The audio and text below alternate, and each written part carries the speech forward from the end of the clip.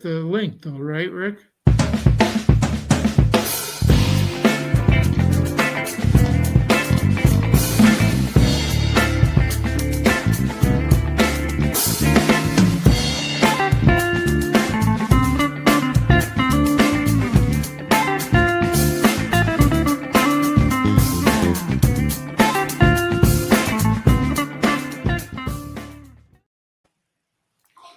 Hi, everyone. I'm Rick Braswalis with Greg Kellogg, and at some point tonight, hopefully Tip Major, we host the sports affiliation Thursday Checkdown. Our focus is on helping you be more successful in your fantasy football leagues and have fun because, as Greg always says,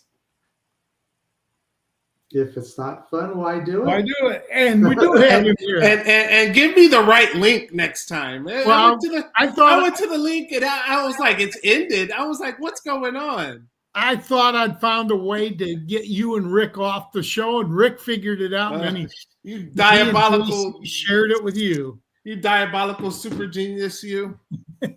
Yeah, all the looks and the smarts would be leaving the show then, huh, Greg? All the something, wow. That's for sure. Wow. Anyway, Greg, what is going on tonight? Well, tonight, we've got a very special guest, but before we get into that, tell people where they can find your work. At Football Guys, Rotoballer, and the Sports Affiliation. You can find and that is why I sent you the wrong link. You've got to learn that the Sports Affiliation gets top billing. Once you learn that, you'll get the link on time. That's why I saved the best for last, Greg. Oh, okay. Well, that works. Tonight, our guest is Larry Schechter. He's the author of The History of Fantasy Sports. He's done other books too. It's a book that you can get on Amazon, by the way. Yeah. Larry began playing fantasy baseball in 1992. He won the CDM Sports National Salary Cap Challenge. Wow. He beat 7,500 other teams, and then a couple years later, he beat 6,000 teams to be the first two-time champ. This dude's made over $100,000 in winnings in fantasy leagues. Okay, so wow. I'm telling you, this guy knows fantasy sports. Let's bring him up, JC, so we can see him. He's a founder and president of a successful financial services company.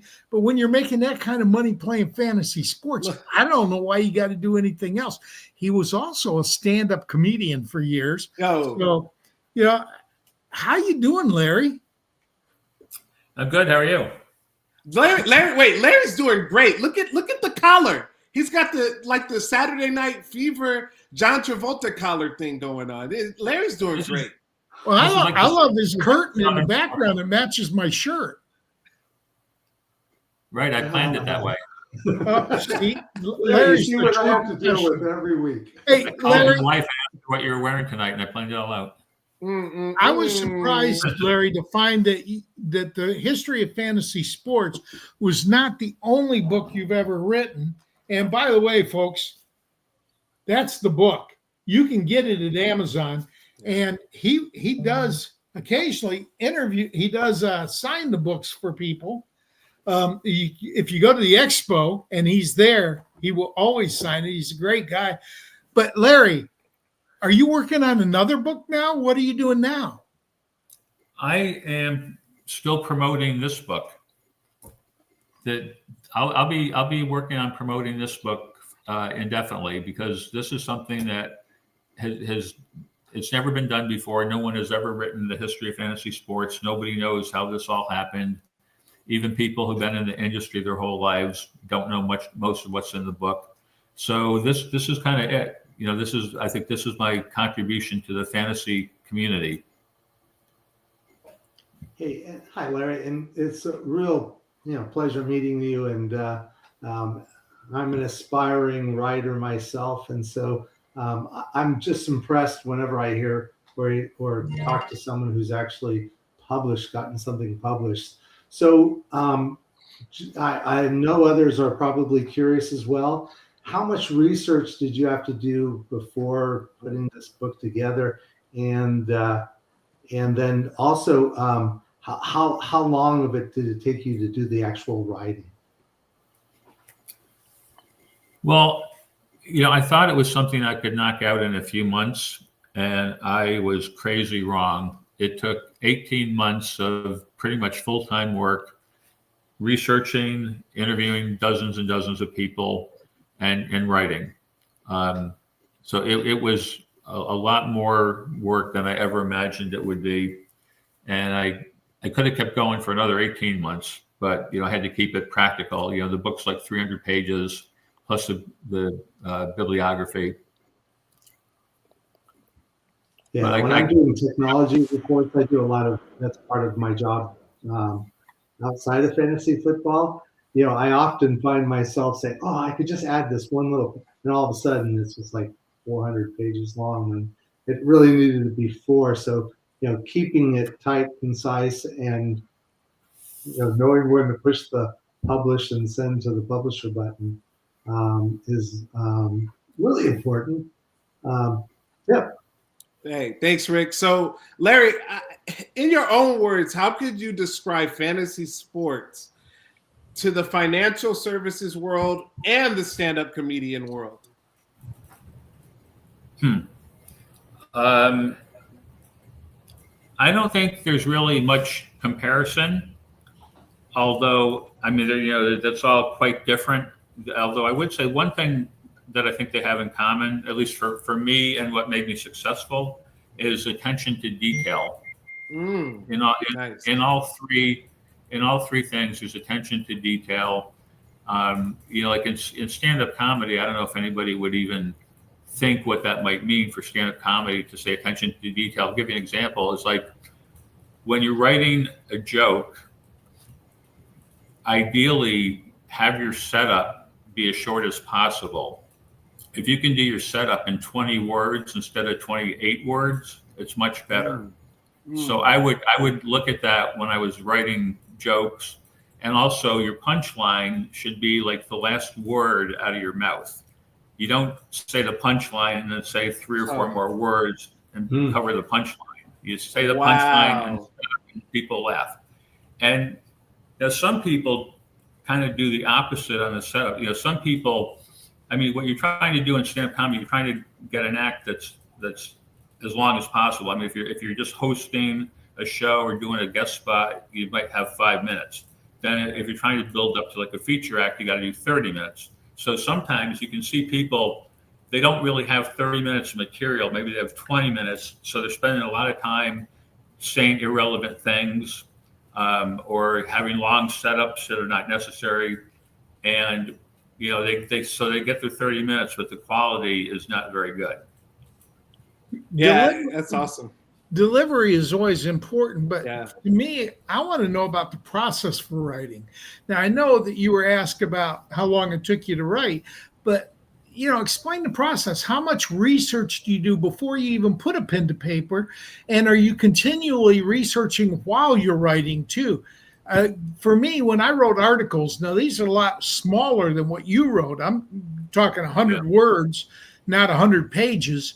And basically, I wanted an outline of what I wanted to hit, the points I wanted to hit in the order I wanted to hit them. So there was some logic to it. When you're writing, how do you process the structure of the book? Well, for the history of fantasy sports, my original plan was I'm going to write the history of fantasy sports. Who did what when? How did this all happen?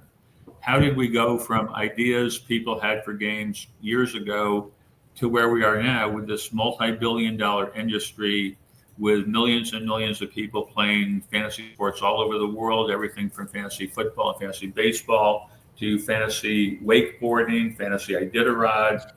You've got all these fantasy experts. You got shows like what we're doing right now. You got fantasy everything. It's completely mainstream. So I thought, how did this all happen? How did we go from years ago to where we are now? And no one has ever written a book like this or explained how it happened. So that was my idea. And as I got into it and started researching and talking to people, I started hearing fascinating stories of what people had done. And I realized very early on that I could just write how it all happened and who did what when, and it would get the job done, but it would also come off as a very boring research paper. Or by incorporating the stories of what the people did, it would be interesting and easy to read, which is what happened. The subtitle of the book is The Stories of the People Who Made It Happen. And the reviews are fantastic. People say it's fascinating, it's easy to read. Someone said, most sports history books are boring. This is fun to read. So that's how that happened. And then to kind of go back more to your question, when I started, I really had no idea how I was going to structure it. I didn't know, like, maybe I'll write everything chronologically, starting with, go kind of like, 10 years at a time or something, how it evolved. But then when I got into it, I realized that would be way too confusing. So I ended up structuring it by topics. You got precursors of fantasy sports, the invention and spread of fantasy football, the invention and spread of fantasy baseball, the first publications, the radio and TV shows, everything. There's like about 20 chapters, everything through more modern things like daily fantasy sports and worldwide expansion. Rick? And you actually you went through and answered a bunch of the questions I was already going to ask, but actually, you mentioned kind of like some of the things in the book. Is there perhaps like a part of the book or a section of the book that you'd like to share? At least tell us, a funny story or an interesting story from the book for those of us who haven't had a chance to read it yet. Well, yeah. Rick, before Larry answers, he did include something in his book about moi. That's got to be the most interesting thing, right, Larry? Tell him what page, Greg. Tell him what page. I don't know what page. I don't remember. Yes, you do. You know the page because you told me. You bookmarked it. Besides that, I know the significant bit of fantasy football history. Besides that insignificant part of history, perhaps there's something really interesting or funny that you put in the book that we'd all like to hear about. Oh man! All right. Well, there's a whole lot of things. It's just like a lot of funny stories, inspirational things. One thing that I like is there in the chapter about stat services. What happened is when computers came out. I mean, prior to computers, the commissioners of the leagues would have to go to the newspapers to get the stats, and it would take them 10 hours a week to get all the stats and put out reports to their league. So when computers came around, that made it easy for people to do stats. And one of the first stat companies was run by a couple named Jim and Gloria Berger from Pennsylvania, and they did baseball and basketball stats in the mid 80s. And what they would do for baseball is the Tuesday USA Today would have the American League stats for the week, and Wednesday would have the National League stats. So they'd get the USA Today on Tuesday, and Wednesday Gloria would read the stats to Jim, and he'd enter it into the computer, and Wednesday afternoon, they'd print out the reports and mail them to their customers Wednesday night. But one Wednesday, Gloria went into labor with their first child, and they did not let that stop them from doing their job. So in between contractions, Gloria would read the stats. And then she'd be like, wait a minute, hold on, here comes another one. Okay, it passed. And she continued. And their daughter was born that afternoon, and they got the reports in the mail on time Wednesday night. Wow. And now 37 years later, the daughter that was born that day plays in a fantasy league with her dad. Wow. What a great story. Well, see, Rick is so in tune with me, and we're always so in tune, because I was going to ask who is the most memorable person, and it seems like that was the most memorable person in your book. But can you talk about? There are a lot. That's just a story I like, but there's like so many memorable people. Okay, well, let us know. Yeah, I mean, if I have to say, well, like the most memorable, if I had to pick just one, I would say Dan Okrent, because Dan Okrent is the guy credited with inventing modern fantasy baseball. And so it was pretty cool to get a hold of him. I spent a couple hours on Zoom with him, and then some follow-up questions by email. And I got the story correct. There's a notion that he magically came up with the idea for fantasy baseball on a plane ride from Connecticut to Texas. That is completely wrong. Even ESPN did a 30 for 30 special that basically tells that story, and it's not at all true. It's like it goes back 20 years before that, and there's a lot more to it. Oh, wow. So, okay. I was going to ask you about stand-up, but I did that before the show. So since I know you're not doing stand-up, can you recreate the story of Gopfl, GOPFFL, the very first fantasy football league was not done by a bunch of nerds. It was done by a bunch of NFL professionals. Tell us, Larry. Yeah, so a guy named Bill Winkenbach was a 10% owner of the Oakland Raiders. And in the late 1950s, he had a primitive fantasy game for golf and for baseball. And the Raiders were flying to New York to play, I think it was the New York Titans, now the Jets.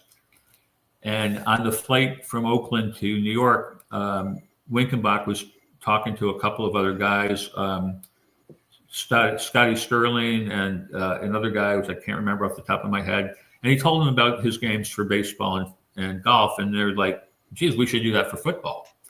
So they went to the hotel after the flight and they stayed up like all night talking about what they were going to do for football. So they created this fantasy football game. But the season was already underway. This was like 62. The season was already underway. So they had to wait till the next fall to actually do the first league. So 63, they started their league. And they made it so you had to have some connection to the Raiders. You had to, or you had to be like a journalist covering the Raiders or selling tickets for the Raiders or something that had to do with the Raiders.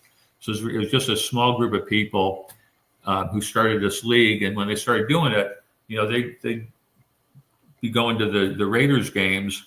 And this was the first time where you had people in the stands looking at these guys like, why the fuck are you rooting against the Raiders?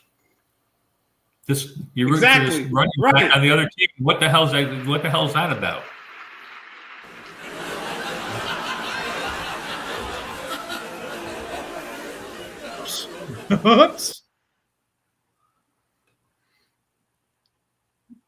Oh, we lost Larry's mic. He's muted. Larry, can you unmute yourself? Thank you. There you go. Yeah. That's actually was a perfect segue into why are you not subscribing to the sports affiliation? If you haven't, you need to right now press and smash the like button, subscribe to our show. This is the Thursday Checkdown. We have a plethora of shows on the sports affiliation throughout all of the sports seasons. You got Greg Kellogg, Rick Bruce Willis, and Larry Schechter, who has written the history of fantasy sports. And we've got a surprise guest who's actually an employee of the Seattle Seahawks coming on. No. And everyone on the panel knows this guy. He's a longtime employee of the Seahawks, actually. Yeah. He's coming on tonight at halftime. I heard a rumor Beyonce tonight on the show. So it's your turn real quick, Rick. What do you got? Well,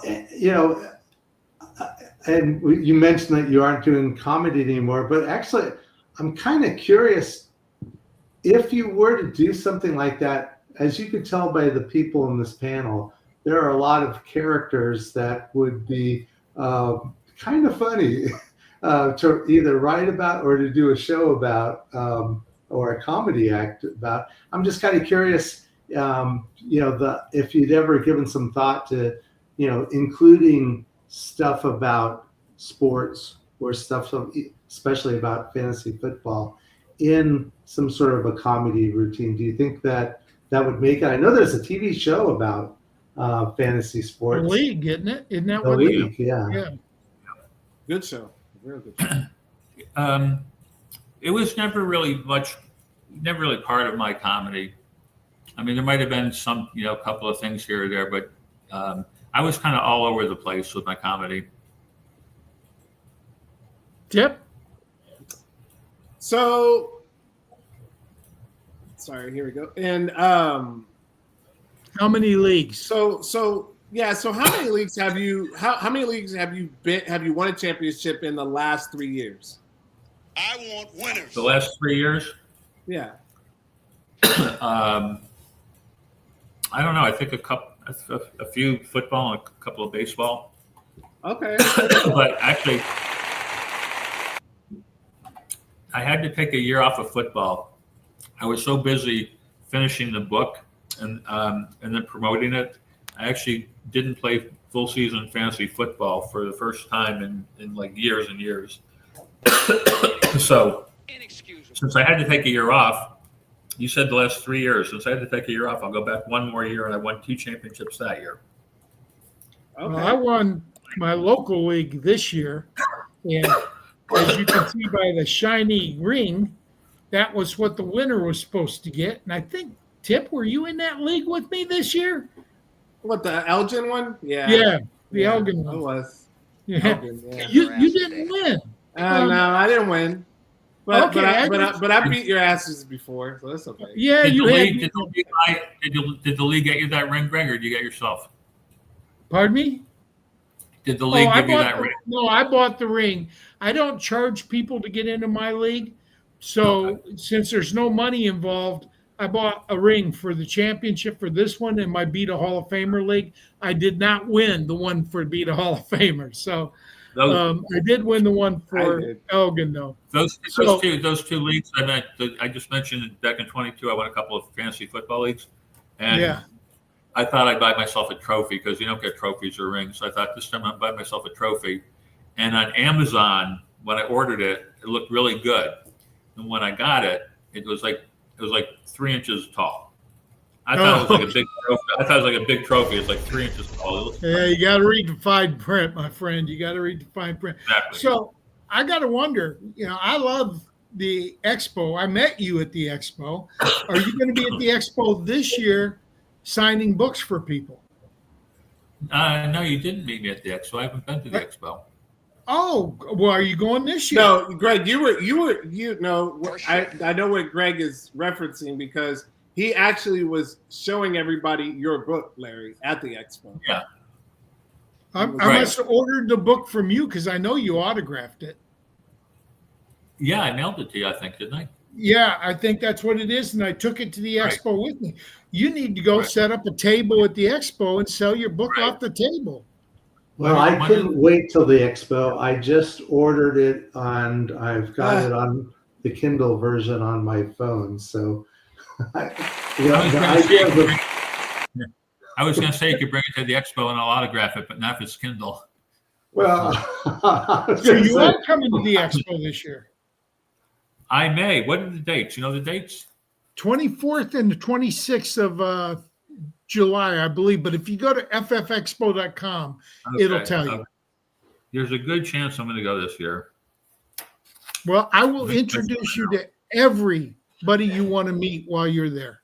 And that's kind of what I do is I just introduce people around. Everybody I want to meet. Ooh.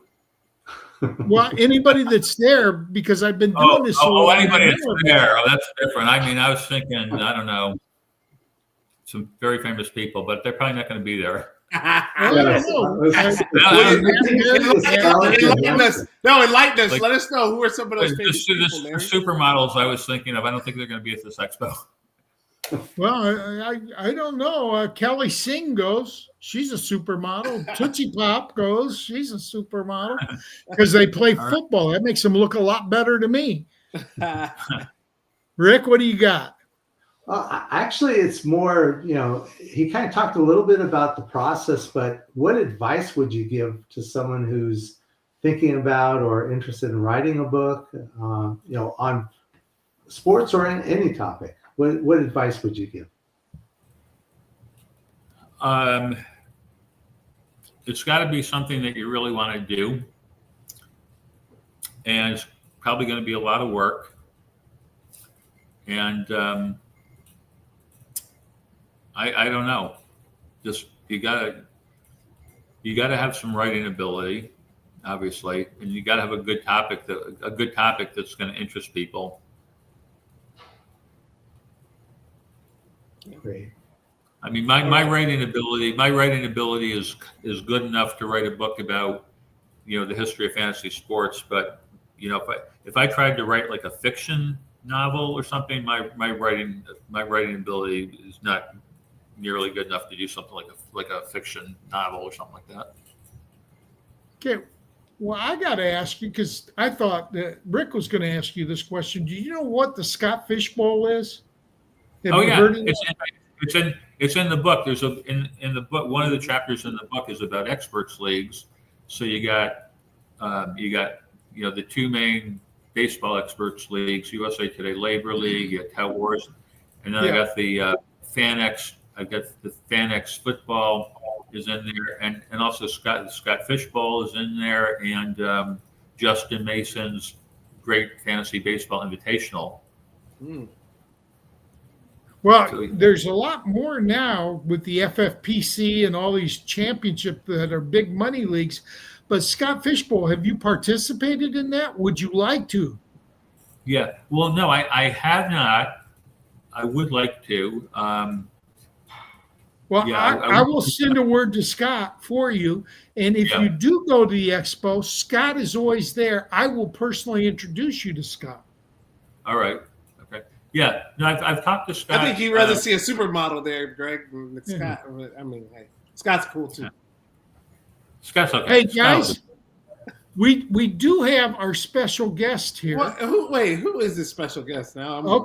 Our special guest is a gentleman that's been with the Seattle Seahawks since 2012. Okay, he's also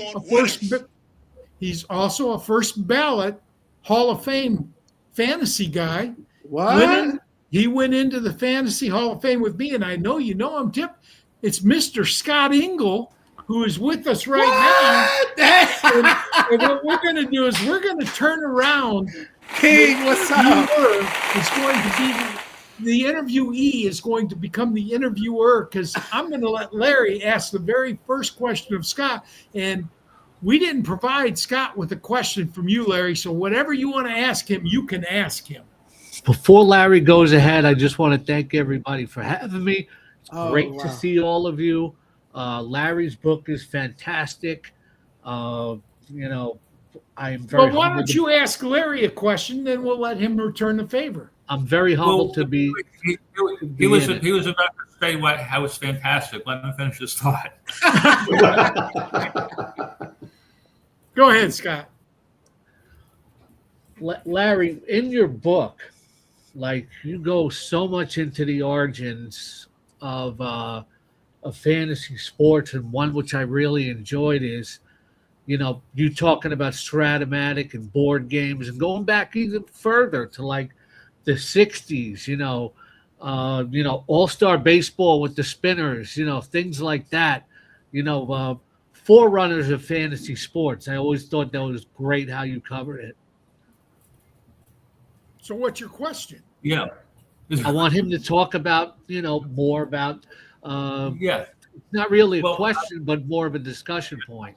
Well, yeah, I can. Yeah, what I'll say about that is when I first began to research, my thought was some people think, like Stratomatic and APA games were a forerunner to fantasy sports. I'm not sure if I necessarily believe that myself. I know some people think that. So I thought I'll probably mention 2 or 3 paragraphs about Stratomatic and APA being forerunners to fantasy sports. When I started researching, though, there's so much interesting information. It's most of the first chapter is about Stratomatic and APA and some of the other things that you mentioned even before them. And there are things like there are people who've been playing Stratomatic or APA leagues for 30, 40, 50 years. They're still going. One of the guys that I interviewed, I guess 3 years ago, about his league that had been going for 45 years or whatever, he still texts me once in a blue moon. He's like, "Hey, we just completed our 47th, annual draft or whatever." And and it keeps people together. You know, people that were from like in high school or college that would have drifted apart over the years, they're still together because they started in APA or Stratomatic League. And then the same things happen with fantasy sports. You know, people start fantasy sports leagues and it keeps them together for years and years when they would have drifted apart.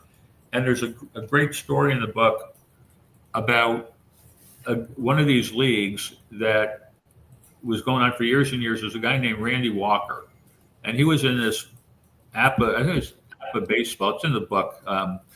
And he was in the league for years and years, never won a championship. And after something like 35 years in the league, he developed ALS. And when he got ALS, everybody thought he'd have to quit the league. But his wife told him, if you want to keep playing, I'll do whatever I have to do so you can keep playing APA. So she would go to the games with him. She would roll the dice for him. He'd tell her what moves to make, and did this for a few years. He got to the point where he could only communicate through an eye reader and by his wife reading his lips.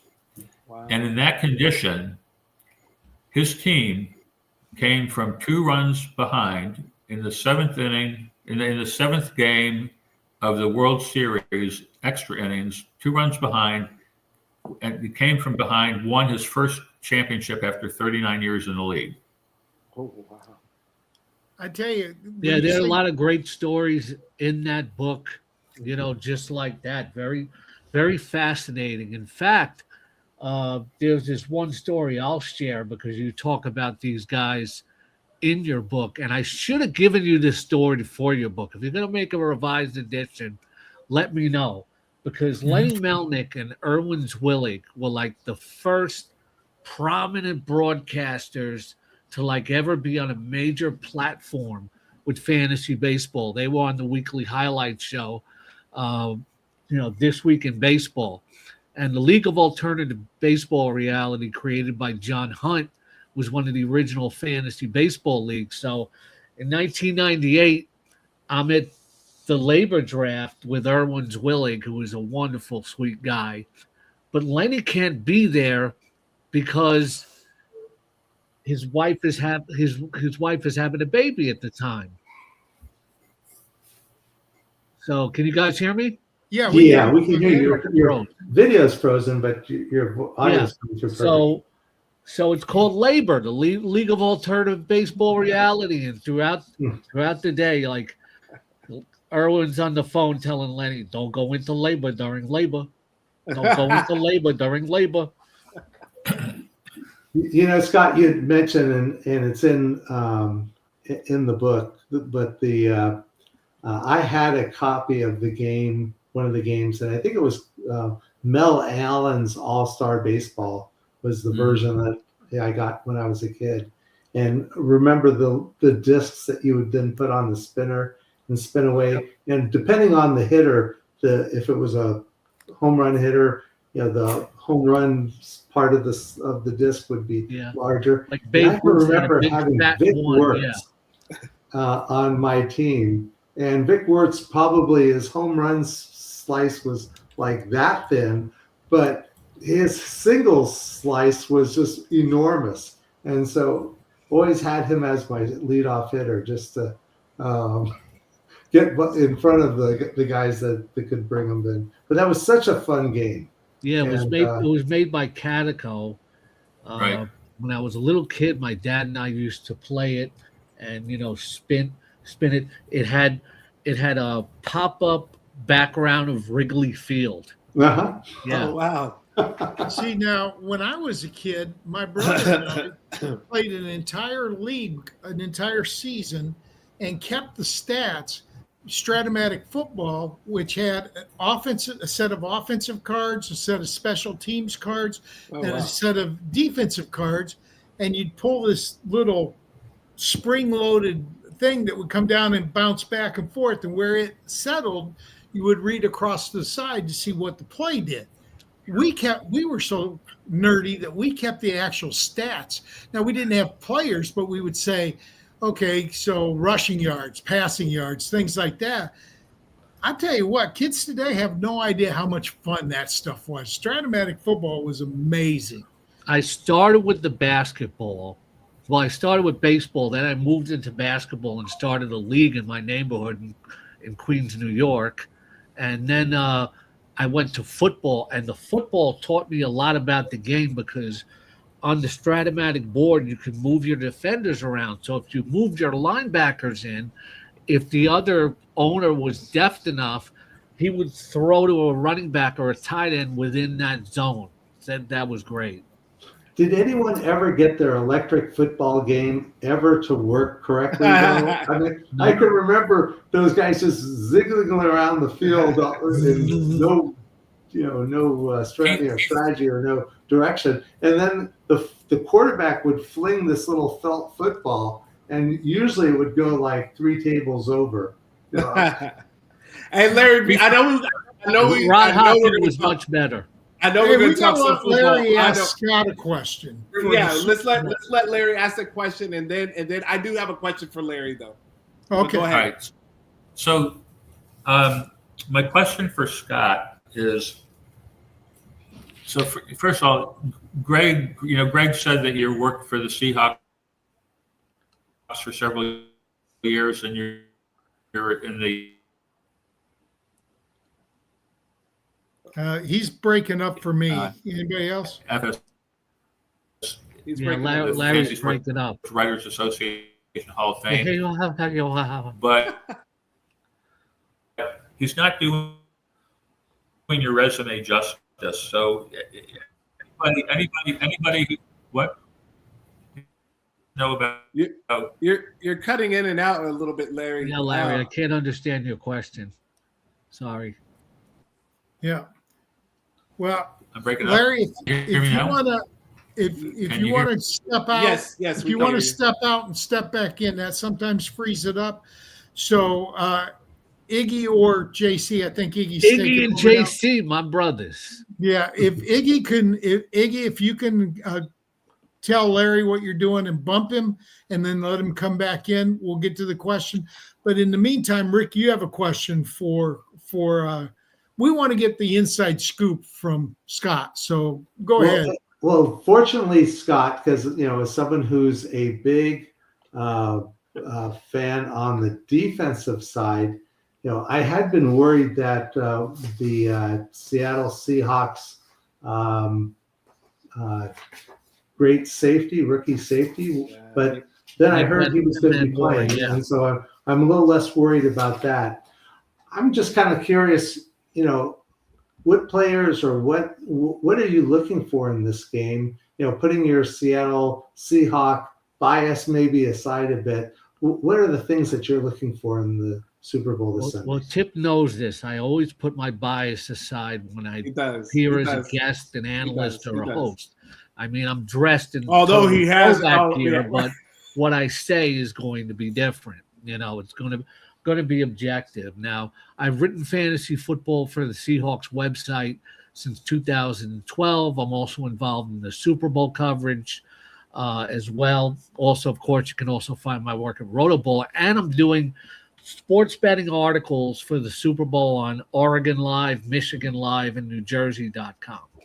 So, you're a busy man. What's that? You're a busy man. A little bit, yeah. But what I'm looking for here is, look, anything can happen in the Super Bowl. Sure. Patriots fans can tell you that starting in 2007. Jet fans can tell you about their only championship in Super Bowl III, which was a complete upset and a stunner. But this is the most complete team in the NFL, the Seahawks.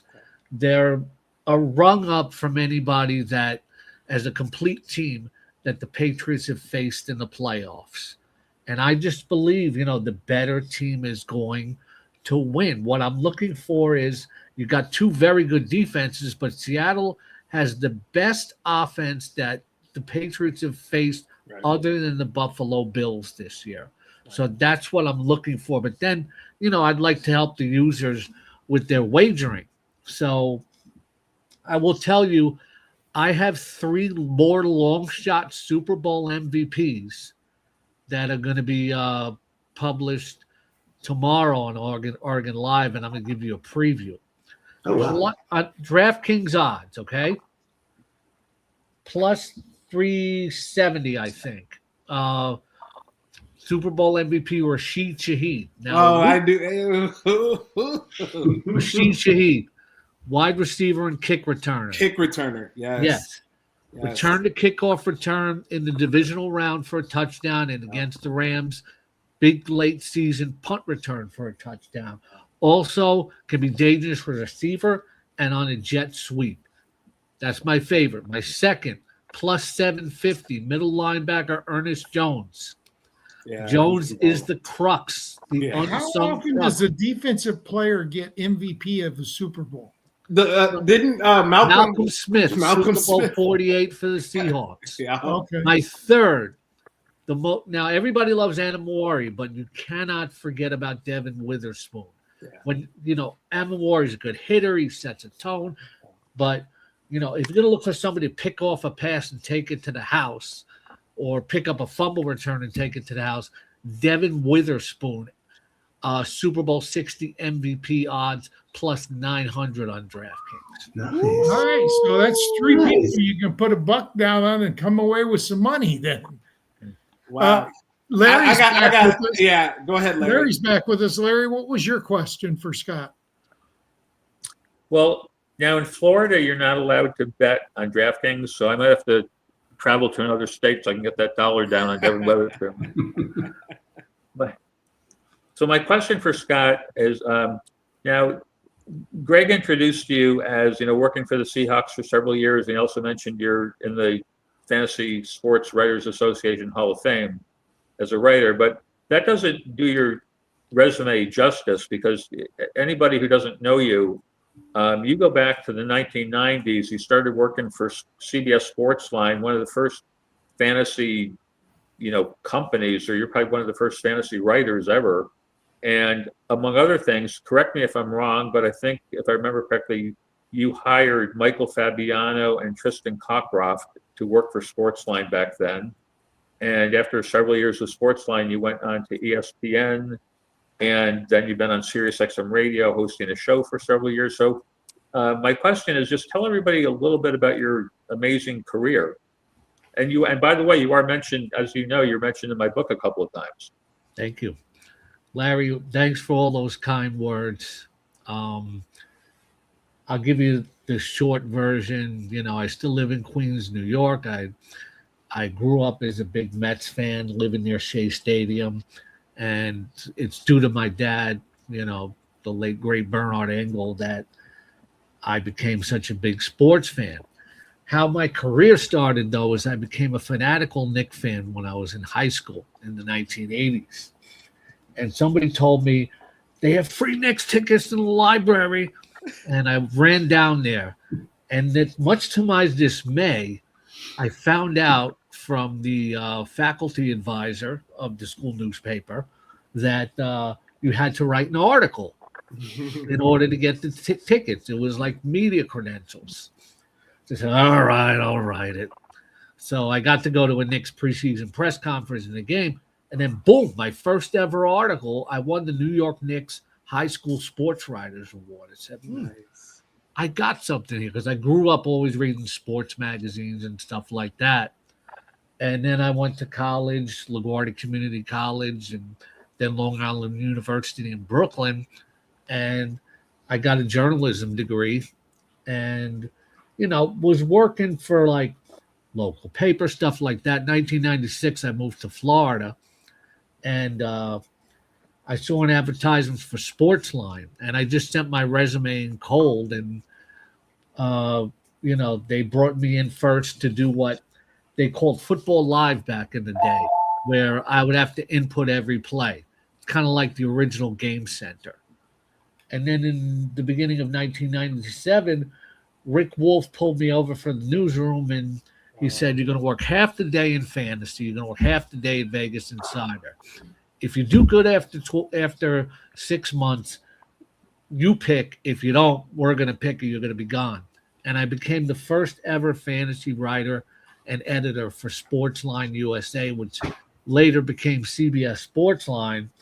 And when we expanded and they acquired commissioner.com, we interviewed Tristan Cockcroft and Michael Fabiano, and we couldn't decide between the two of them.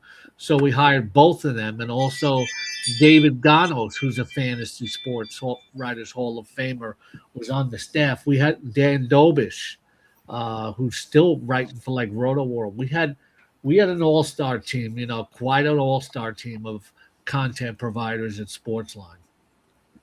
Wolf hired a lot of great people. He really did it. I think he's I think Rick Wolf is somebody that more people need to know who he is. Yeah. Rick gave me my start, and then when Roto Experts was founded, which is no longer around, many more careers started from Roto Experts, from people that identified. I'm not bragging. I just want to shine the light on them. It was Jake Seeley, Adam Ronis, Mike Florio, Frank Stample. Yeah, but wait a minute. You got to pause there because Adam Ronis, he's now doing baseball. He's slumming. Does everything. But he's slumming. He's football should be king. There shouldn't be anything other than football. Don't say that in front of Larry. Oh yeah, no, come on, Greg. What are you trying to ruffle Larry's feathers? a big baseball guy. I know. No, football is king, but there's some other, you got to have some pawns to go along with the king.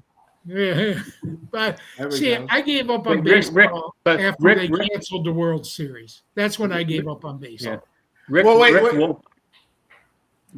Who's winning the game? I want to know who's winning the game, Scott. Okay, here's my final score prediction shared with Rick, winners.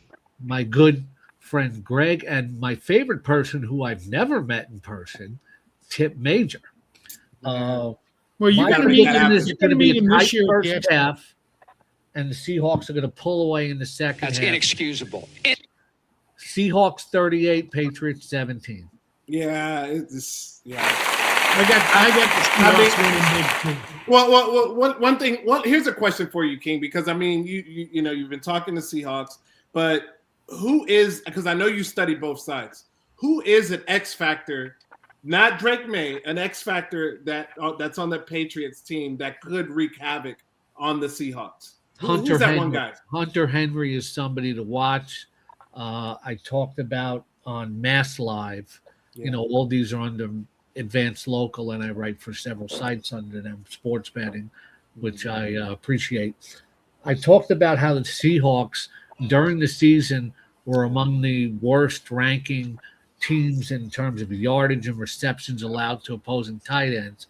So I like Hunter Henry as an anytime touchdown scorer. But if you want to go even deeper than that for a bet, Austin Hooper as an anytime touchdown scorer. So there are two right there. But I think another key for them is Will Campbell, their left tackle.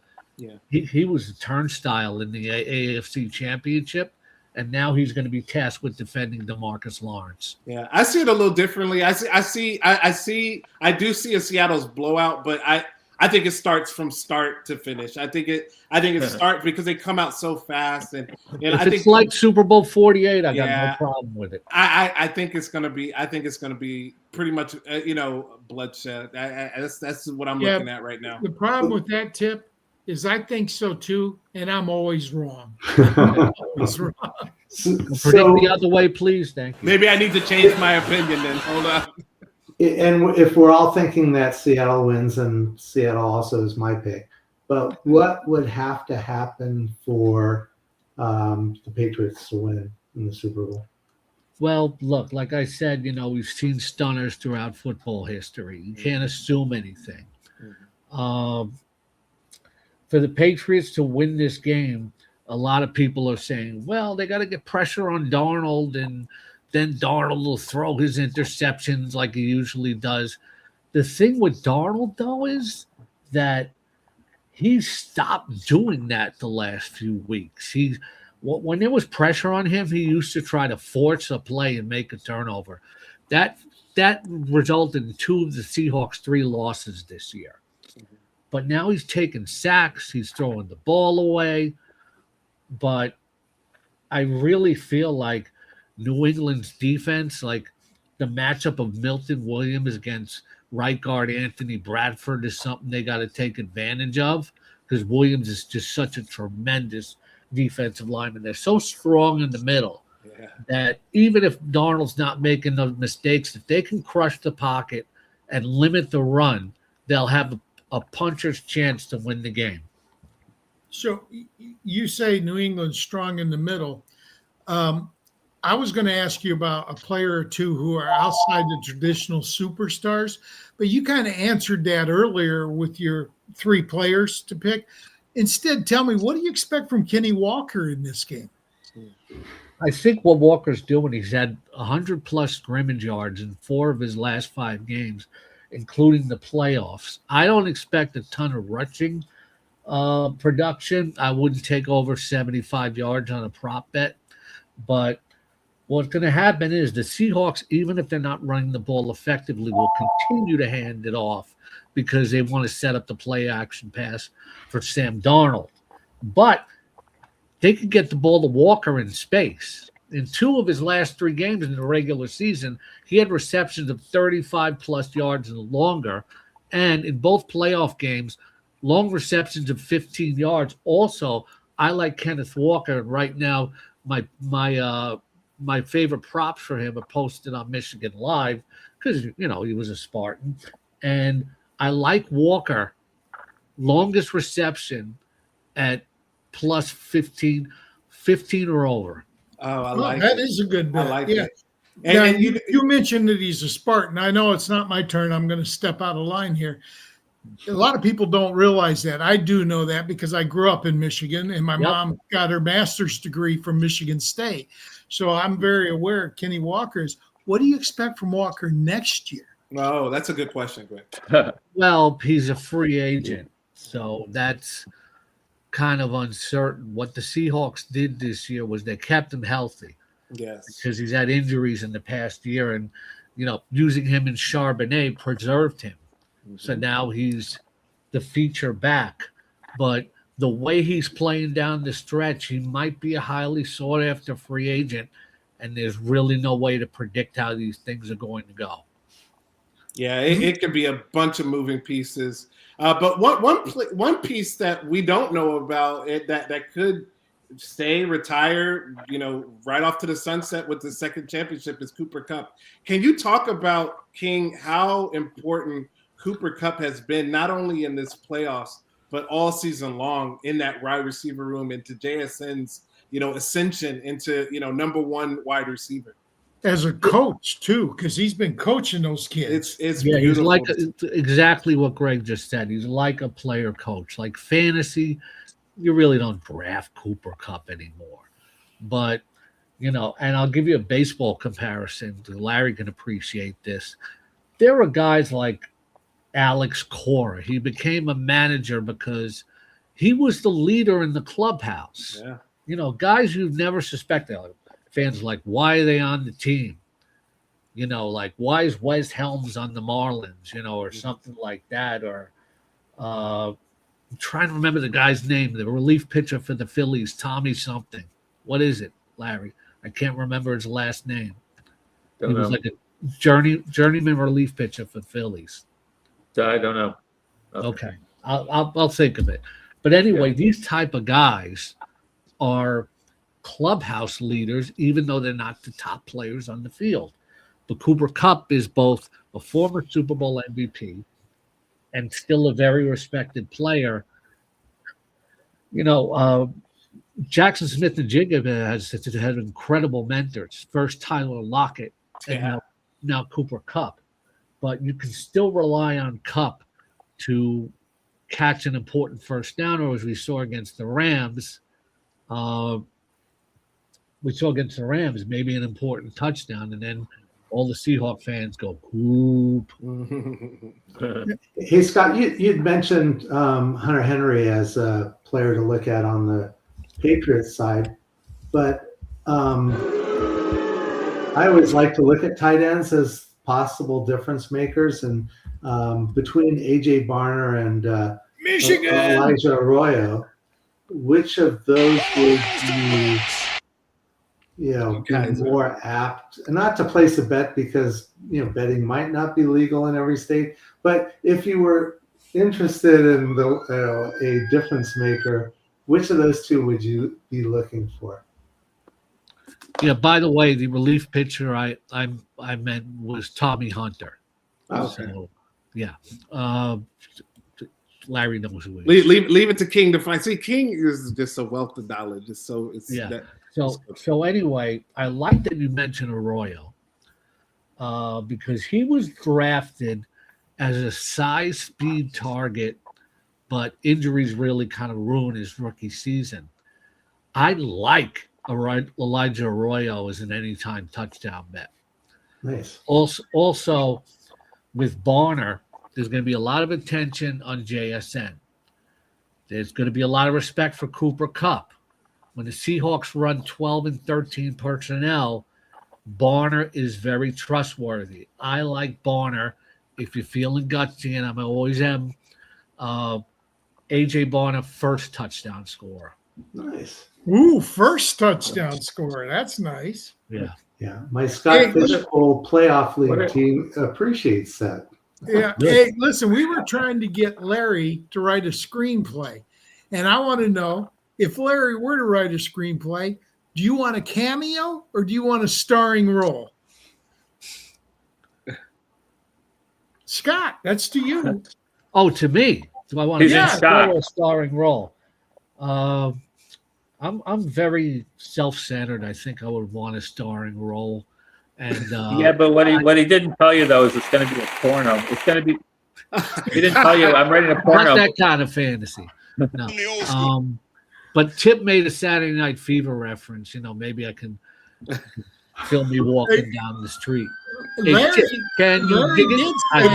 With the red hips. Larry did say, watch the hair. Watch the hair. Watch the hair. Annette, cigarette. Who do you want starring as you, Scott? Who do I want starring as me? I want winners. I like DiCaprio a lot, but he doesn't look like me. I guess you've got to pick somebody that looks like me. Well, that's why I chose Channing Tatum over Tom Cruise. Cruise is too short, but Tatum is more my side. Brad Pitt's a lot Greg looking just like Peter Griffin. He looks just like Peter Griffin. Peter Griffin. I'm trying to remember the guy's name. People have told me I look like him, and I just can't remember it right now. Danny DeVito? Oh, wow. I'm not short and chubby. Scott, hey, Larry, do you have another question for Scott? Yeah, I got a gambling question for Scott.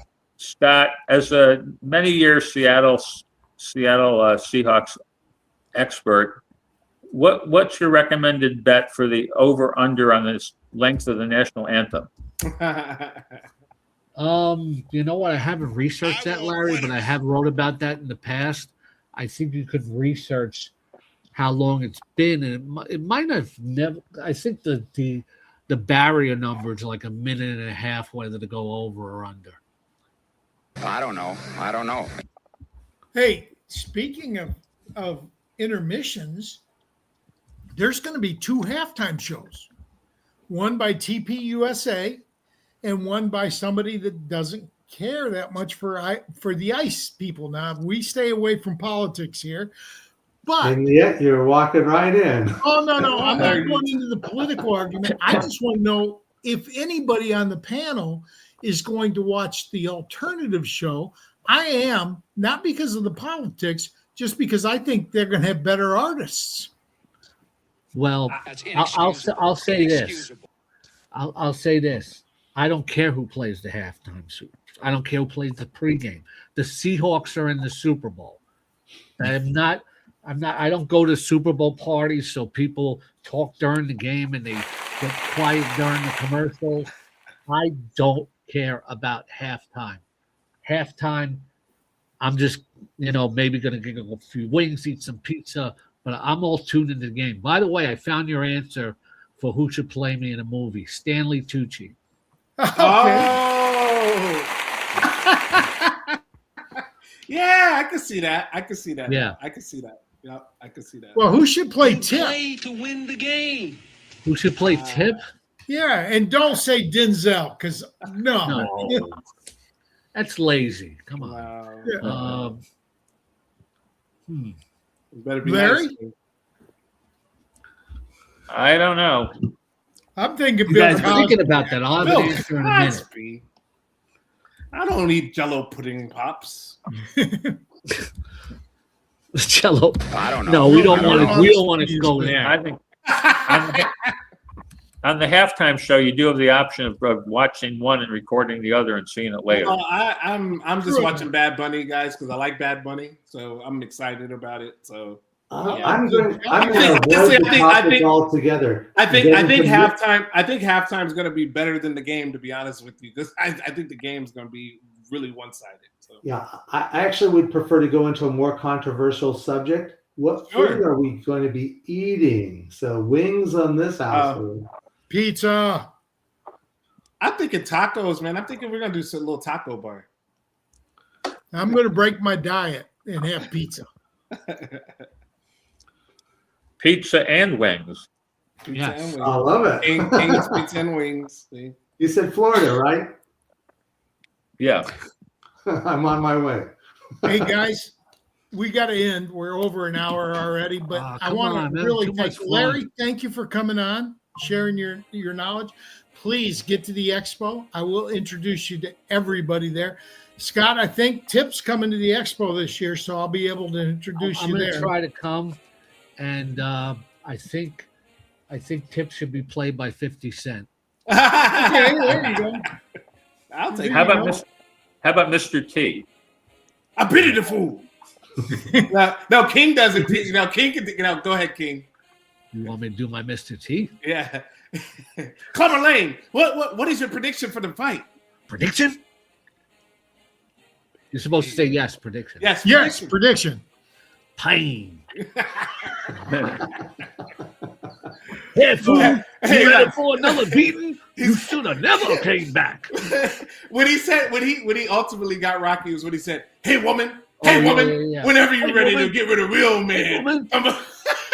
Since your old man ain't got no heart, I bet you like to see a Hey, real JC's man. I got bet a you question. Stay up late every night dreaming you had a real JC's man. got a question Well, for you. I tell you what, bring your pretty little self to my apartment tonight, and I'll show you a real man. JC's got a question for you, Scott. Thoughts on the Warrior injury? Oh my gosh. Yeah, he said he was Get going to that be off. playing. I know you wanted me to shut up. Cannot play with him. Cannot win with him. Yeah, Nick Anamori today that Mike McDonald said he expects him to play. Anamori met with the media, said he's good to go. If something were to go awry, though, I think people are overrating this because Devin Witherspoon can step in and play nickel, and he's done it. He's been very effective. They have a deep secondary with Ty Okada. They can fit in there. They can play three corners. I think it's less physical against the run, but the Seahawks have the best defensive line in the NFL. All right. Yeah. Again, thank you, Scott. Thank you, Larry. We really appreciate y'all coming on. Anytime you guys want to come on, you know you're welcome on any show I ever do. Any show I ever do. We'll find a way to get you in, even if I'm booked up. So thank you for coming on. Larry, where can they find your book? Amazon has it Kindle and paperback. And also, if you want to see details about what's in the book and all the reviews, it's on Amazon, but it's also available most booksellers' websites, paperback and ebook. So it's really available most online, most places. But Can they Amazon's where you can contact see the you more than directly? Can they contact you directly so that you can do for them what you did for me? Autograph the book and mail it to them. Yeah, you can get the paperback. You can get the paperback on Amazon for about $23, or for an autographed copy, you can Zelle me $5,000. There you go. It works. Scott, where can they find your work, buddy? I'm on Twitter at Scott E. the King. Follow my work on Rotoballer, Seahawks.com. Also Advanced Local, which is syndicated all over the place, my sports betting content. NJ.com, Oregon Live, AL.com, Michigan Live, Penn Live, etc. Also, upcoming this season, I'll get to do more with the Athletic again, and my friend Brandon Funston over there, and also Sirius XM Fantasy Sports Radio Sundays from 11 to 1, and Wednesday mornings from 6 to 7 a.m. Eastern. And my pick to play Greg Kellogg in a movie, Wayne Knight. No, I don't even know who that is. I'll have to look him up. That's Newman. Newman from Seinfeld. Oh, okay. Yeah. He was also Oh, Jurassic Park. Oh, that dude. Guys, thank you. Iggy, take us home, buddy. Yeah. Hey, Larry, Scott, hang out after this real quick. Iggy.